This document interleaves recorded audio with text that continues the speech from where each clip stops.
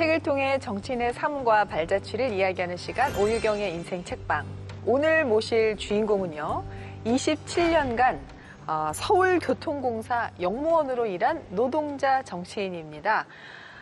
정의당의 이은주 의원 모셨습니다. 어서 오십시오. 안녕하세요. 어서 안녕하세요. 오세요. 안녕하세요. 네, 반갑습니다. 네.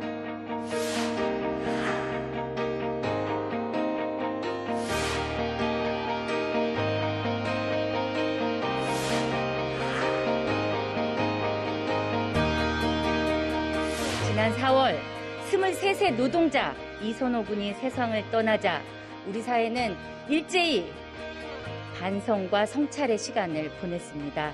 너무도 미안하고 부끄러워했습니다. 하지만 또 그때뿐입니다. 대한민국은 이번 주에만 또 다른 이선호를 둘이나 떠나보냈습니다. 이 죽음의 행렬은 언제쯤 끝나는 것입니까? 산재에 대한 국회의 무감각과 평온함을 이제 끝냅시다.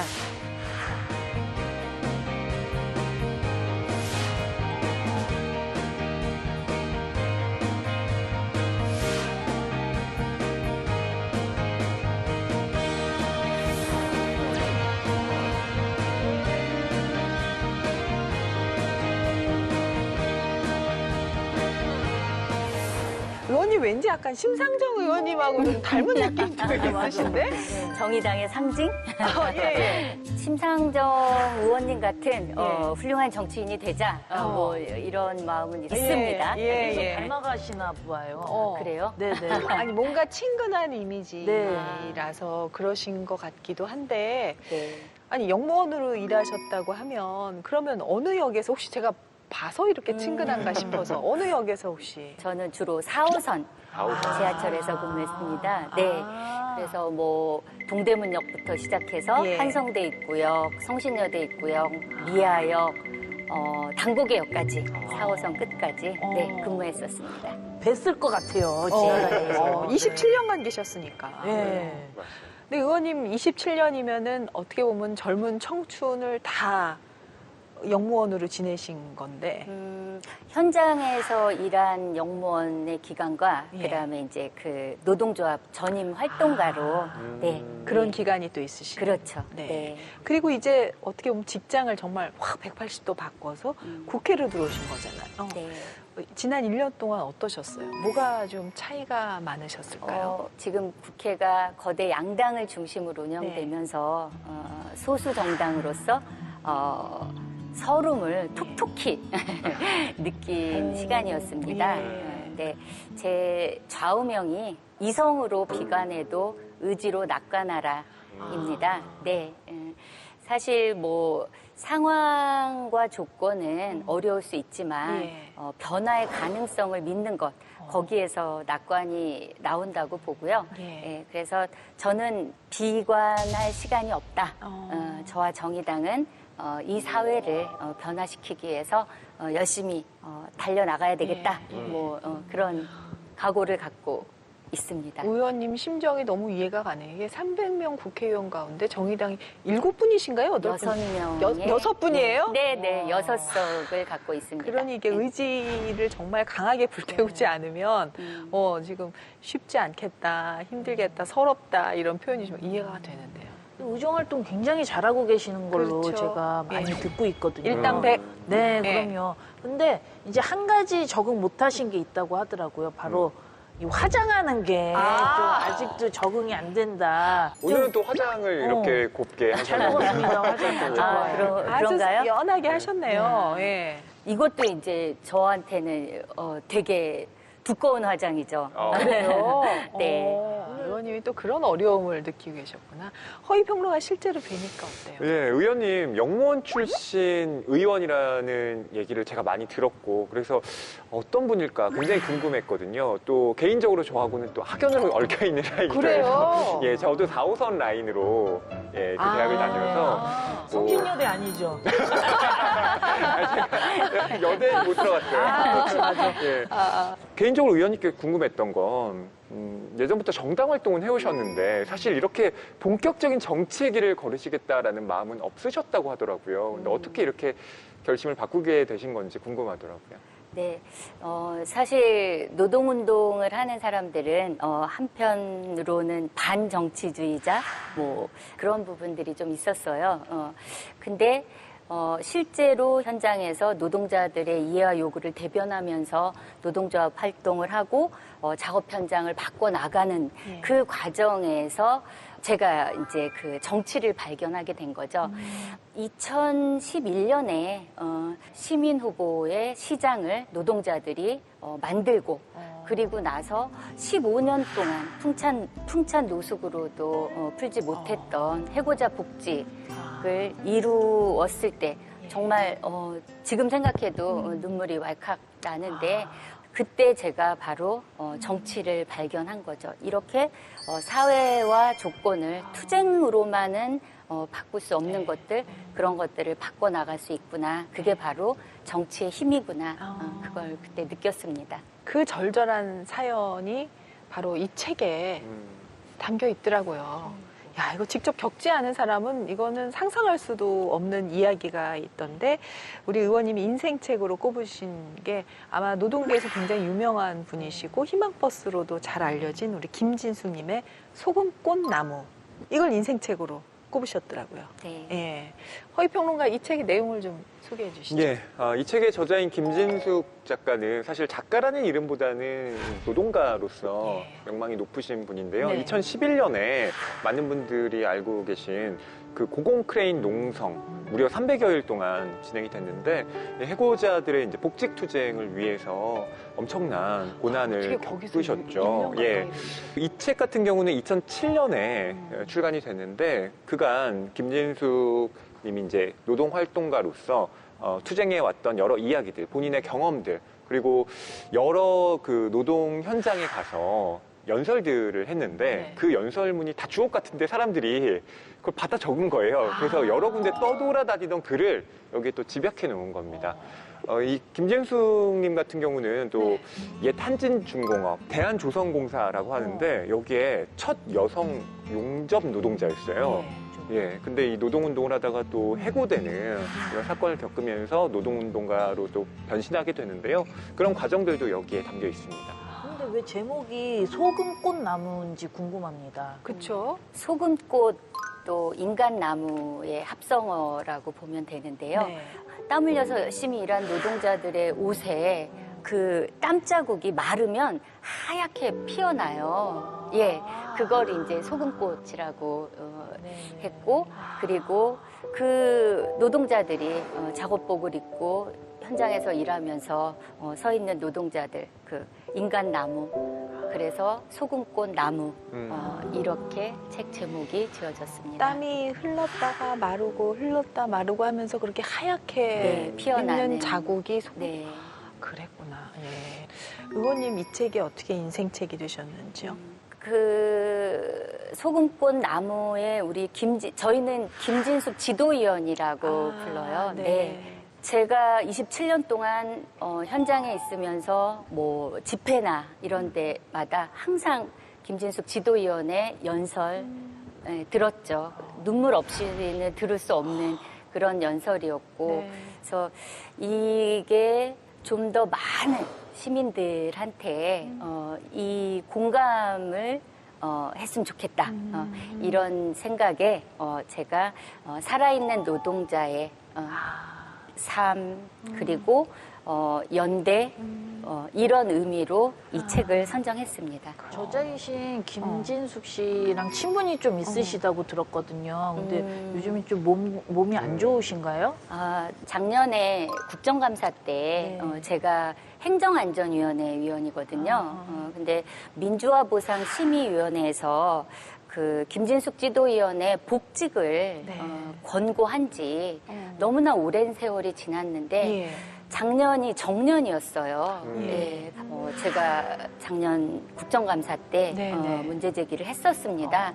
그리고 이제 그때 암 수술을 한번 하셨는데 재발되고 다시 항암 치료를 하시고 그렇게 건강이 안 좋은데도 불구하고 복직을 위해서 부산에서 서울 청와대 앞까지 도보로 행진을 하셨습니다.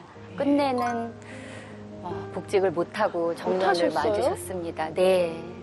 복직을 그래도 얼마간 하신 줄 알았는데 아니요, 못하셨고 못했습니다. 끝까지 네. 못하셨군요. 네. 이 책의 이야기를 이제 풀어가면서 그 얘기는 조금 더 네. 자세히 하도록 하겠습니다. 자, 인생 책방 그럼 열차 소금꽃 나무와 함께 출발해 볼까요? 뿌뿌. 해야 되나요? 우리 시대의 소금꽃 나무들을 향한 응원. 첫 번째 챕터 보겠습니다. 나는 노동자입니다. 나는 노동자라는 정체성을 상당히 확실하게 자랑스럽게 밝힌 한마디인 것 같은데요. 네. 김진숙 작가가 네. 처음에는 본인이 노동자라는 사실을 좋아하지 않았어요. 부끄러워했다는 거죠. 왜냐하면 시대적 인식이 다 그랬으니까. 예. 너 공부 못해서 예. 지금 그런 험한 일하는 거 아니야 라는 그런 인식들. 그렇기 때문에 김진숙 작가가 꿈꿨던 건 네. 대학생이었습니다. 나도 그렇겠지. 번듯한 대학에 들어가서 예. 회사원이 되고 싶어. 라고 생각을 했던 거죠. 그래서 일을 하는 와중에도 실은 이제 야학을 다니면서 대학에 가려고 했는데 예. 그때 들어간 야학이 억새풀 야학이라는 데를 들어갔던 거예요. 그러니까 원래는 영어 공부하고 수학 공부하려고 들어갔는데 이 억새풀 야학? 뭐지? 근데 거기는 약간 이제 노동에 대한 가치를 알려주는 그런 곳이었던 겁니다. 운명의 걸음이 그렇게 갔군요. 네. 그래서 운명적인 책을 만나게 됩니다. 그게 바로 전태일 평전이었어요. 그 책을 읽으면서 나는 스스로에게 정말 큰 모멸감을 느끼고 있었는데 전태일이 나에게 너는 벌레가 아니다 라고 알려준 그런 계기를 갖게 됐고 그러면서 본인이 노동자라는 말이 결코 부끄럽지 않다. 나는 노동자다 라는 사실을 자연스럽게 당당하게 받아들이게 됐다라는 얘기가 써 있습니다. 그래서 김진숙 작가가 한진중공업에서 처음으로 이제 노동자로서 한 첫 투쟁. 이게 이제 도시락 투쟁이었죠. 네. 노동자들이 이런 도시락을 먹으면서 일을 하고 있었구나. 좀 깜짝 놀랐어요. 저도 그랬습니다. 이게 그쵸. 보면은 그 회사의 복지가 잘 돼 있느냐 안 돼 있느냐 구내식당 가보면 알거든요. 그럼요. 저도 여기 인생 책방 도착하자마자 오늘 비스켓 뭔지, 오늘의 음료는 뭔지 그렇죠, 그거 그렇죠. 보고 이제 기분이 좋아졌다 나빠졌다 하는데 여기 보니까 굉장히 충격적인 내용이 있었습니다. 네. 뭐냐면 3,000명이 넘는 사람들이 몇십 년 동안 식당도 없이 쥐가 우글거리는 탈의장에서 또는 먼지 자욱한 현장 구석에서 도저히 사람이 먹는 밥이라고 생각할 수 없는 도시락을 묵묵히 먹어왔다. 이 부분에 굉장히 화가 났거든요. 저는 그때만 해도 그런 시절인가? 그렇게까지 노동자들의 네. 권익이 없었나? 상상이 좀 안 되더라고요. 상상이 안 되는 그런 상황이었어요. 제가 퀴즈를 하나 두 분께 내겠습니다. 네. 지금 엄청난 연봉을 받는 프로야구 선수들 네. 있으시죠? 예, 몸값이 뭐 엄청나신데 그렇죠. 그분들이 노동자일까요? 아닐까요? 저는 노동자 아니지 않을까? 저는 그 프로 야구 선수협회가 있긴 네, 한데요. 네. 그 선수협회는 사실 노동조합으로서의 전환을 이루지 못한 것으로 알고 있어요. 그럼- 왜냐하면 야구 선수들이 실제 연봉을 10개월만 받도록 구단에서 조정을 해서 노동자로서의 지위도 없을 뿐더러 또 개인 사업자로 다 등록이 되어 있습니다. 개인 사업자고. 네. 그럼 자신 있게 노동자 아닙니다. 그러면 오케스트라 단원 이제 우아하게 네. 이제 연주를 하시는 분들은 노동자일까요? 아닐까요? 소금꽃이 안 피잖아요. 저는 아니, 노동자가 아니라고 그렇게 생각하더라고요. 몸으로만 이래요. 아니, 왠지 소금꽃 나고 보니까 그거 아닌 것 같아. 아. 노동자 아니라고 생각합니다. 답은 의원님께 좀 여쭤볼게요. 그 네. 두 가지 어떻게 됩니까? 프로야구 선수나 이런 오케스트라 단원들 노동자가 맞습니다. 그래요? 둘 다요. 근데 이제 현행 노동법으로 예. 그 노동자를 규정하자면 우리 작가님이 말씀한 것처럼 프로야구 선수들은 노동조합을 만들 수 없어서 노동자가 네네, 아니다. 네. 뭐 법적으로 그렇게 예. 말할 문제는 아닌 것 같고요. 예. 저는 이제 그 새로운 신노동법을 만들어야 된다. 저희 정의당에선 그렇게 네네, 얘기하고 네. 있는데요. 일하는 모든 시민은 노동자다. 이렇게 규정하고 싶습니다. 그래서 여기서 좀 전에 얘기하셨던 오케스트라 단원은 노동조합을 만들어서 노동조합의 조합원으로 활동하고 있습니다. 무식했는데 가르쳐 주셔서 감사합니다. 네. 그렇군요. 궁금한 게 있는데 우리 의원님은 어릴 적 꿈이 뭐였을지 궁금합니다. 어릴 때부터 그 처음부터 노동 운동이 꿈은 아니셨을 것 같은데 어떠세요? 학창 시절에는 기자가 꿈이었는데, 네, 그래서 뭐 대학교 다닐 때도 이제 언론협의회 소속의 뭐 교집편집위원회나 이런 활동도 그러셨어요. 네, 했죠. 뭐 발로 뛰어다니면서 예. 취재하고 문제가 있는 것들을 드러내고 바꿀 수 있는 것 이런 부분의 매력을 좀 느꼈었죠. 예. 네. 의원님 그러면 이제 기자가 꿈이었는데 어떻게 노동운동에 뛰어들게 되신 거예요? 87년 이후에 민주화가 되었다고 생각했지만 학교도 또 사회도 그렇지 못했고 너무 많은 당시에 노동자들이나 학생들이 죽었죠. 예. 근데 91년도에 가장 가까웠던 친구가 강경대 열사를 추모하는 그런 시위가 있었고 어디 몇 시까지 어디로 가야 되는 걸 확인을 하고 예. 이따 만나 이렇게 인사를 하고 헤어졌는데 다시는 만나지 못하게 된 거죠. 그 친구를? 네.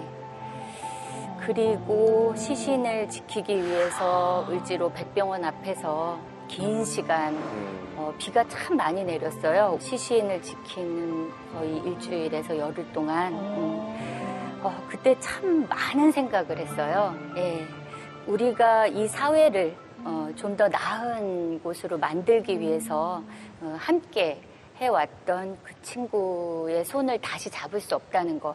그게 대단히 많은 책임감, 의무감, 네, 이런 것으로 왔죠. 네. 바로 조금 이따 만나 하고 헤어진 친구가 주검이 돼서 네. 그를 돌아왔으니 기가 막힐 노릇이고 그 운명이 바뀌셨군요.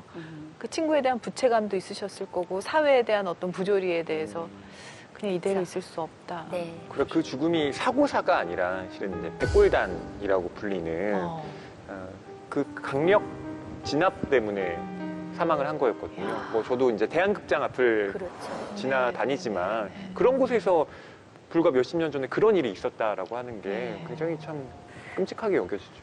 그러니까 평화적으로 시위를 하는 학생들을 대한극장 골목으로 몰아서 토끼몰이 진압이라고 하죠. 그렇게 몰아서 거기서 학생들이 넘어지고 그렇죠. 맨 밑에 깔린 친구 기정이가 거기서 이제 맞아요. 숨을 거두게 된 거죠. 근데 의원님 그렇다고 해서 어떻게 지하철의 용무원으로 취직을 하신 거예요? 당시만 해도 예. 철도는 어용노조라고 해서 일제시대 때부터 있었던 그런 상황이었고 너무 많은 산재로 사람들이 죽었고 노동자들이 죽었고 그래서 그 노동 현장을 바꿔 나가는 것 이런 것들을 생각을 하고 그리고 노동하는 노동자로서 평생 살아가는 것 그런 것들을 결심한 거죠. 그러니까 사실 그 공채로 이제 입사를 하셔서 노동을 운동을 한다고? 그러면 회사에서 당연히 안 좋게 보셨을 것 같기도 한데. 나중에 이제 제가 그 입사하고 파업이 있었을 때 이제 바로 직위해제를 시키더라고요. 이제 해고의 전 단계. 그래서 파업의 주동자다 이렇게 해서 이제 직위해제를 시키고 해고 기간도 있었고 그런 과정을 거쳤죠. 하긴 서울시 지하철 노조 생각해 보니까 어느 한 기간 동안 파업도 하고 뭔가 투쟁을 위해서 맞아요. 했었던 기억들이 네네네. 꽤 나는데 그 중심에 우리 이은주 의원이 계셨군요. 네, 저도 열심히 그러니까요. 투쟁했습니다. 어떻게 남편분이 철도에서 같이 만나셨다고요? 아니요. 학교 뭐 얘기를 해요? 러브 스토리. 러브 스토리. 이런 거 좋습니다. 네, 같은 학교 같은 과 동기로 만났습니다. 친구였죠. 예. 그리고 같이 학생 운동을 했고, 네. 그리고 자긍심 있는 노동자로 살면서 이 사회를 바꿔보자. 네, 그렇게 하고 현장으로 씩씩하게 갔습니다. 그 현장이라는 곳이 저는 그 서울시 그 당시에 이제 철도였나? 서울지하철공사 같이 가신 거예요, 그러니까. 그리고 신랑은 철도청. 연애는 얼마나 하시고 결혼하신 거예요? 그냥 친구였어요. 4년 내내 친구였다가 예. 마지막에 그래 우리 그럼 한번 같이 열심히 해보자. 그러면은 결혼을 그럼 어떻게 하신 거예요? 누가 프로포즈를 하셔갖고? 좋아한다는 얘기는 신랑이 먼저 했는데 결혼만이 해방이다. 저는 그런 생각을 가졌었거든요. 그래요? 뭐 술 먹고 늦게 들어가서 부모님 걱정 안 끼쳐도 되고. 결혼해서 가정으로부터 해봐. 그렇죠, 그렇죠. 네. 근데 이 친구가 정말 괜찮은 거예요. 저는 태어나서 이렇게 모든 인간이 평등하다라는 걸 온몸으로 그걸 뿜뿜 뿜어내고 실천하는 남성은 아직까지 본 적이 없습니다. 진짜 결혼 잘하셨네요. 지금도 대만족하시는 것 같아요. 지금도 그러십니까, 네. 남편분? 네. 손에 물 안 묻히게 하고 있습니다. 대단해요. 대단해요. 진짜. 네. 아, 잘 만나셨네. 네. 그러시구나. 비정규직은 정규직의 미래다. 이 얘기는 어떤 얘기인가요? 그 2005년에 부산 지하철 그 매표소가 무인화가 진행됩니다. 그러면서 매표소에서 일하던 직원분들을 해고하는 사태가 벌어졌는데 네. 그때 투쟁에 김진숙 작가가 또 참여를 해서 이때 연설을 해요. 그러면서 비정규직이 바로 정규직의 미래다라는 말을 네. 하게 되는데요. 이 책의 구조조정의 끝은 정규직의 비정규직화입니다. 정규직과 비정규직을 갈라 서로 대립하게 만들고 자본이 해야 할 말을 같은 노동자가 하게 되는 이 기가 막히는 상황이야말로 신자유주의의 본질일 것입니다. 라고요. 그러니까 여기에서 핵심은 구조조정이 단지 업무 역량이 없는 사람들을 내모는 것이 아니라 네. 당신들이 여기에 남다 할지라도 또 다른 명목으로 당신들을 비정규직화할 거고 이건 단순히 정규직 비정규직이 싸울 문제가 아니라 네. 다 같이 힘을 합쳐서 연대해야 할 그런 사안이다라는 걸 역설하고 있는 거죠. 국회의원도 비정규직입니까? 정규직입니까? 어떻게 생각하세요? 이것도 노동의 하나의 일인데. 국회의원은 좀 전 다르다고 봅니다. 네. 시민을 대표하는 사명감, 또 예. 소명의식. 예. 예.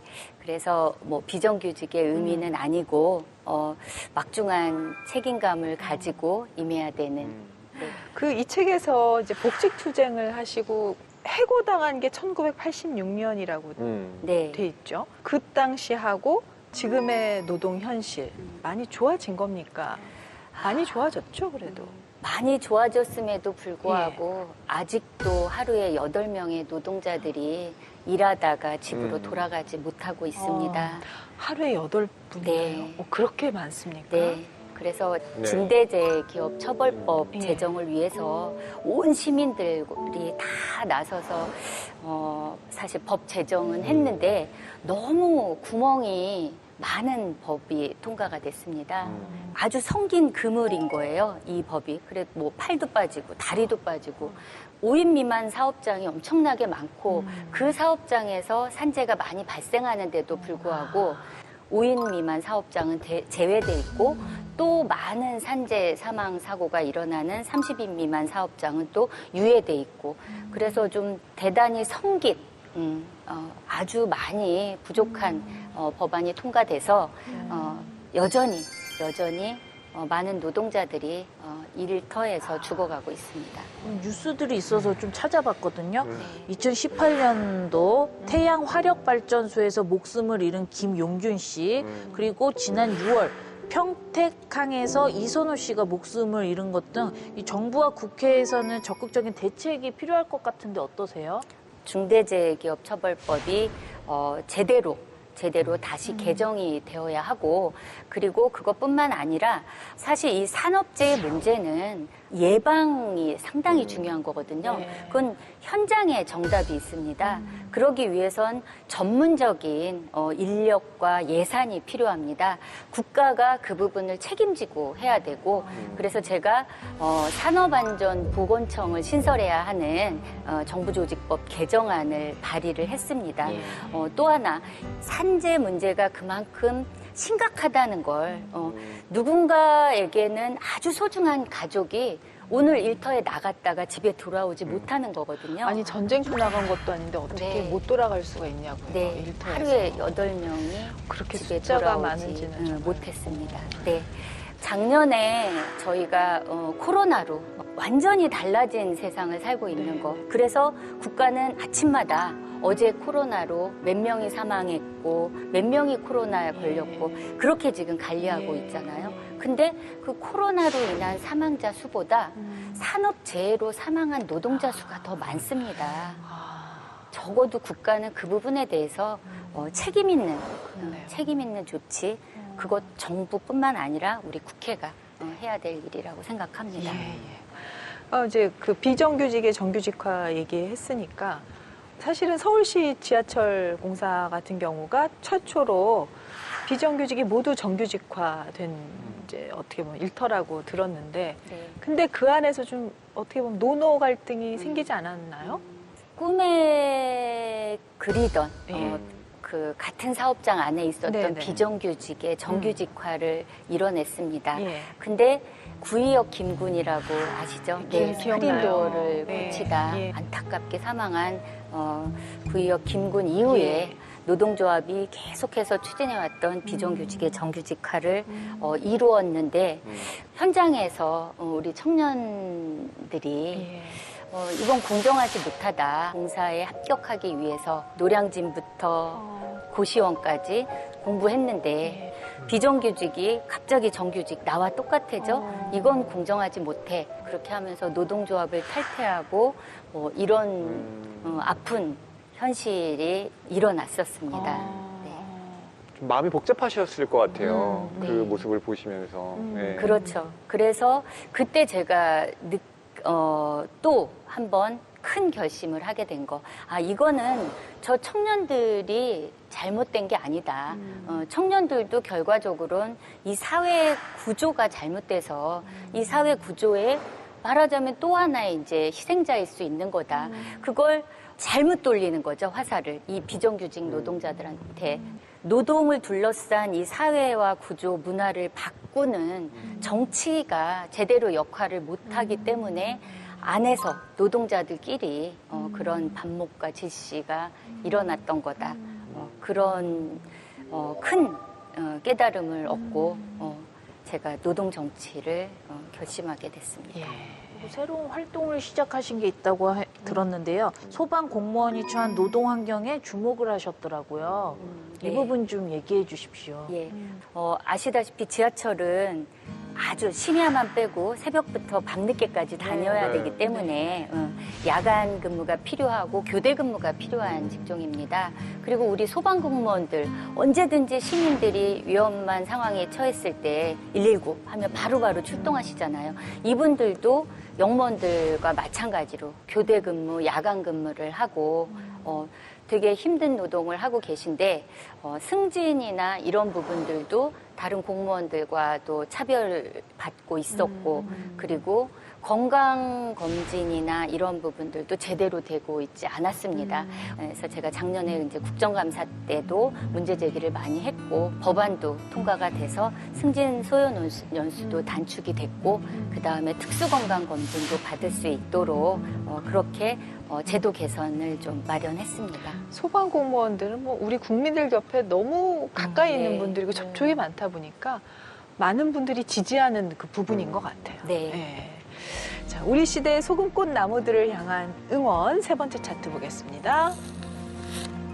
민들레 연대.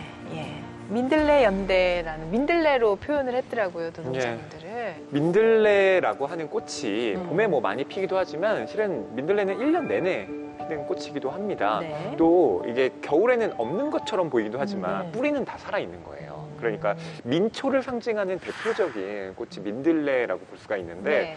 그래서 흔히 이제 민들레를 일편단심에 비유하기도 하죠. 일편단심 민들레야. 이 노래도 있잖아요. 맞아요. 네. 그러니까 그만큼 어떤 지조와 절개도 강하고 생명력도 강하다라는 뜻인데 김재숙 작가가 여기에서 노동자를 비유하는 가장 많은 표현으로 사용하는 것이 바로 민들레입니다. 네. 그리고 민들레가 살 수 없는 땅이라고 하는 건 네. 어느 식물도 살아갈 수가 없는 거예요. 말하자면 민들레가 곧 노동자라고 한다면 이 노동자들이 살 수 있는 사회가 곧 우리가 살 수 있는 사회가 된다라는 메시지를 전하고 있는 거죠. 이 책에서도 의원님께서 또 좀 메시지를 확인할 수 있는 부분을 읽어주시면 어떨까 싶은데. 민들레 연대를 이야기한 부분. 네. 낮은 곳에 피었다고 꽃이 아니기야 하겠습니까? 발길에 차인다고 꽃이 아닐 수야 있겠습니까? 소나무는 선체로 늙어가지만 민들레는 봄마다 새롭게 피어납니다. 부드러운 땅에 자리 잡은 소나무는 길게 자랄 수 있지만 꽁꽁 언 땅을 저 혼자 힘으로 헤집고 나와야 하는 민들레는 그만큼만 자라는데도 힘에 겹습니다. 발길의 차이지만 소나무보다 더 높은 곳을 날아 더 멀리 씨앗을 흩날리는 꽃. 그래서 민들레는 허리를 굽혀야 비로소 바라볼 수 있는 꽃입니다.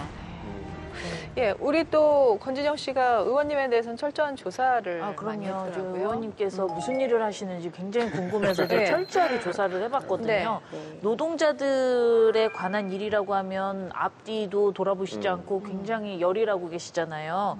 지난 9월에 대법원에 계류 중인 쌍용 자동차 국가 손해배상 청구 소송 사건 소취하 촉구를 위해서 결의안을 발의하기 위해 이은주 의원님께서 직접 116명의 의원들에게 도장을 받으러 일일이 다 다니셨다고 하더라고요. 지난달에 예. 이게 조금 어떠셨어요? 좀 민망하거나 네. 자존심 상하지는 않으셨어요? 아니요, 전혀 안 그랬고요. 네.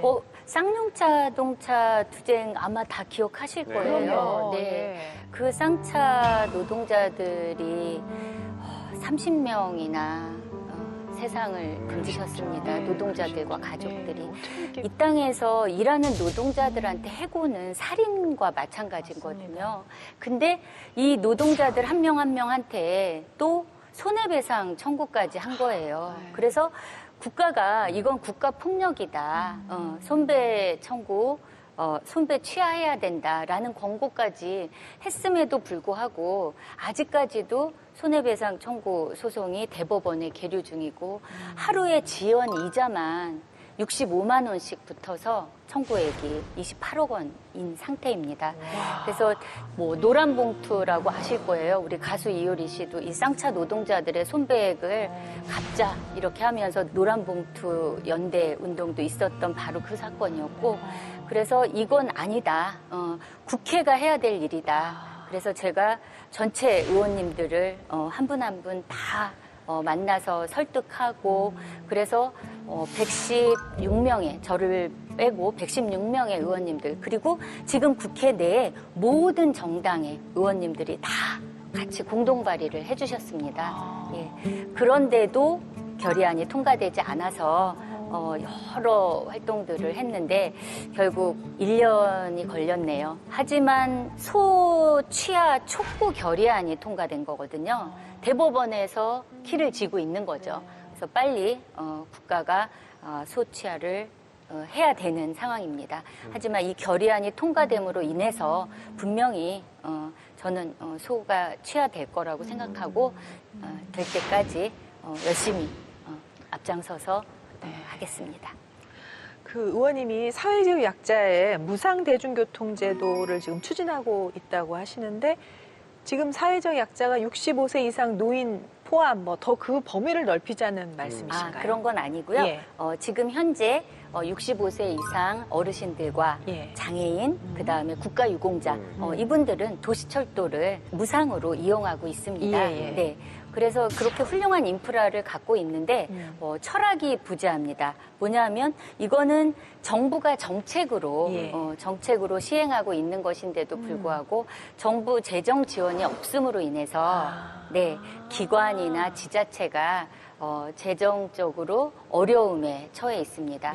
특히 코로나 재난 시기에 자기 자가용이 없는 사람들의 발, 서민의 발, 바로 대중교통이거든요. 그렇죠. 그리고 기후위기 시대에 가장 친환경적인 대중교통, 바로 그렇죠. 지하철, 철도 예, 예. 아닙니까? 예, 예. 그래서 정부의 재정 지원이 필요하다. 네. 그래서 제가 이제 법안을 발의했고 그리고 그 법안을 추진 중에 있습니다.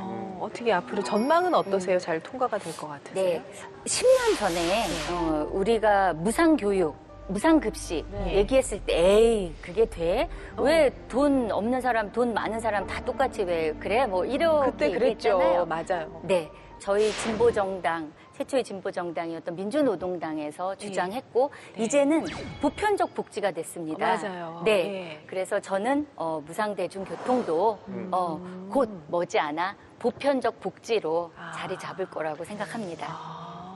의원님 그 코로나19 때문에 어떻게 보면 노동자들 고용된 분들은 해고도 많이 된다든가 하여튼 어려운 분들은 더 어려워지잖아요. 이 위기 대응을 어떻게 해야 될 것 같으세요? 바로 진보 정당인 정의당의 네. 역할이기도 한데 기후 위기 시대에 산업의 전환에 따라서 네. 노동자들의 일터가 사라지고 달라지고 거기서 이 전환을 슬기롭게 당사자인 노동자들, 네. 경영자 그리고 정부 사회적 협의 기구를 구성해서 슬기롭게 오래가는 변화를 만들어내는 합의를 이뤄내야 한다. 네. 이렇게 생각하고 있습니다. 아휴, 우리 의원님은 이제 한마디라도 더 많이 알리기 위해서 오늘 진짜 이게 중요한 얘기들 많이 하셨는데 사실 우리가 이런 책을 이렇게 딱 빼서 읽기가 쉽지가 않아요. 네. 제가 읽으면서 그냥 생각했던 노동운동하고 실제로 현장에서 벌어지는 일하고는 정말 느끼는 게 너무 달랐어요. 그래서 저는 좀 많은 분들이 좀 읽었으면 좋겠다라는 생각을 했는데 의원님한테는 어떠세요? 이 책을 좀 어떤 분들이 읽으셨으면 좋겠어요? 이게 새로운 어떤 전태일 평전 이후에 그쵸. 새로운 지침서 같은 느낌인데. 전태일 평전은 지식인 조영래 변호사님께서 썼지만 예. 이 소금꽃 나무는 현장 출신의 노동자 우리 김진숙 지도위원이 썼습니다. 네.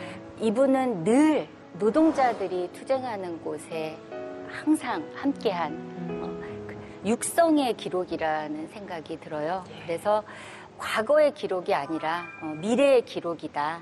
그래서 좀 더 많은 시민들이 이 책을 읽었으면 좋겠어요. 우리가 이 딴 세상 얘기가 아니라 동시대를 살아왔어요. 동시대를 살아오면서 어느 한 곳에서는 이런 일이 있었던 건데 뉴스를 들으면서는 이렇게 처절한 삶을 사는 분들이 있는 줄 몰랐던 거예요.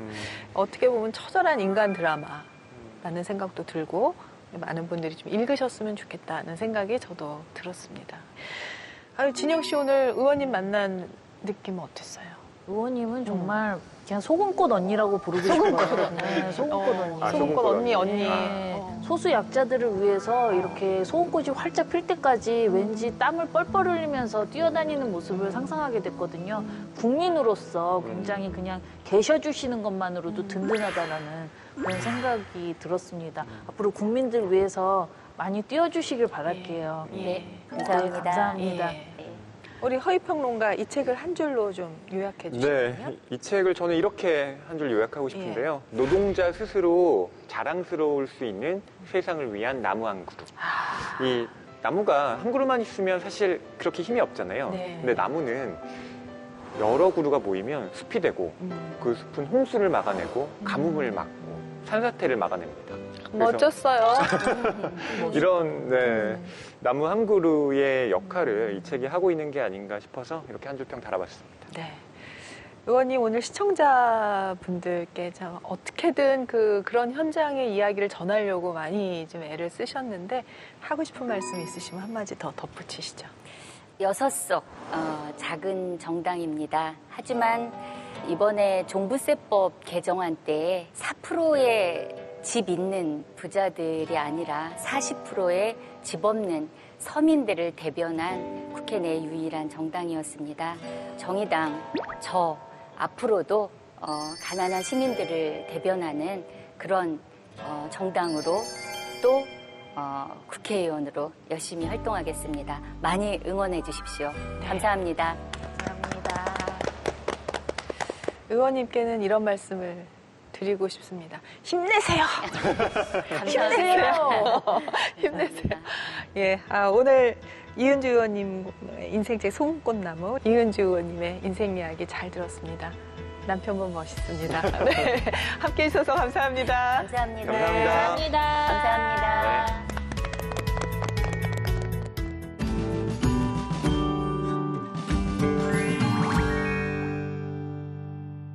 부패 도서관이 추천하는 새로 나온 책과 다양한 추천 테마 도서를 소개하는 오늘 뭐 읽지? 오늘은 대한민국을 빛낸 스포츠 영웅들이라는 주제로 선정한 기획도서를 만나보는 시간을 준비했는데요. 먼저 새로 나온 책입니다.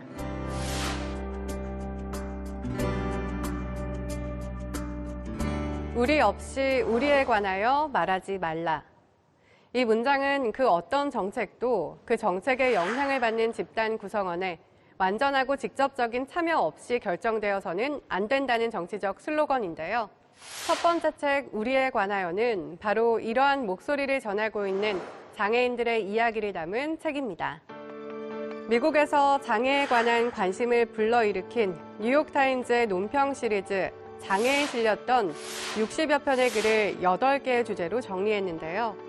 비장애인을 중심으로 돌아가는 세상에서 장애를 가지고 살아간 것의 의미에 대해 장애인들의 다양한 목소리를 담고 있습니다. 세상을 함께 살아가는 장애인들의 생각과 삶의 모습을 자세히 들여다보고 싶은 분들에게 이 책을 추천합니다. 폐허가 된 세상에서 모든 것을 다시 시작해야 한다면 그때 우리에게 가장 필요한 지식은 무엇일까?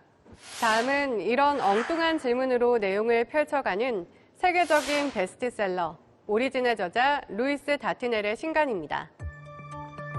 우주생물학을 연구하는 과학자인 저자 루이스 다트넬은 책에서 핵전쟁이나 천재지변으로 인해 대재앙을 맞이한 인류를 가정하고 살아남은 사람들에게 무엇이 제일 필요한지 살펴보는 동시에 인류의 지식 발전 과정을 독특하고 흥미롭게 정리하고 있는데요.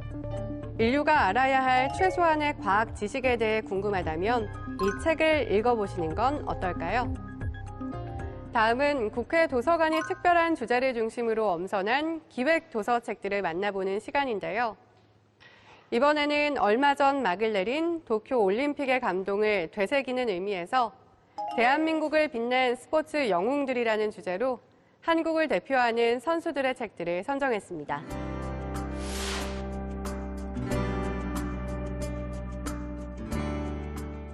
스스로 몰입하는 순간이 기적을 만든다. 기획도서 첫 번째 책은 한국을 대표하는 배구 여제 김연경의 인생 이야기를 담은 책 아직 끝이 아니다입니다. 한국 여자 배구 사상 최고의 공격수로 꼽히는 김연경 선수가 주목받지 못했던 유년 시절을 이겨내고 일본과 터키에 진출해 세계를 사로잡은 인생 역전 이야기를 담고 있는데요. 한국 여자 배구 사상 유일무이한 세계적 스타로 성장할 수 있었던 이유에 대해 자세히 소개하고 있습니다. 마음에 품은 꿈이 무엇이든 도전해야 한다. 많은 어려움과 장애물이 있어도 그럼에도 불구하고 할 수 있다고 확신한다고 강조하는 김연경 선수의 인생 이야기를 더 알고 싶은 분들에게 이 책을 추천합니다.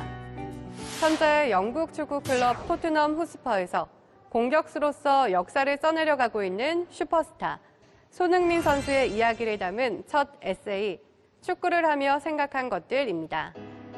한국을 넘어 아시아 역대 최고의 축구 선수로 자리매김한 손흥민. 책에는 그동안 쉽게 접할 수 없었던 인간 손흥민의 이야기를 담담한 목소리로 진솔하게 전하고 있습니다. 어린 시절 아버지 아래서 받았던 혹독한 훈련들, 함부르크, 레버쿠젠, 런던으로 이어지는 오랜 타향살이에서 경험한 인고의 시간들, 그리고 국가대표 축구팀에서 겪고 느낀 개인적인 에피소드들까지 화려한 스포트라이트에 가려진 손흥민의 진짜 이야기를 만나볼 수 있는 책, 축구를 하며 생각한 것들입니다. 모든 새로움은 다른 것의 끝에서 생긴다. 다음은 한국 최초로 메이저리그에 진출해 통산 124승을 달성한 야구선수 박찬호의 삶을 돌아보는 책, 끝이 있어야 시작도 있다입니다. 과거의 영광, 최고의 순간에 대한 집착과 미련을 버리고 자신의 일에 대한 진정한 의미를 찾아갔던 박찬호 선수. 승리와 패배, 긍정과 부정이 반복되는 삶에서 시련과 실패를 받아들여야 하는 순간들을 어떻게 헤쳐나갔는지 자세히 기록하고 있는데요.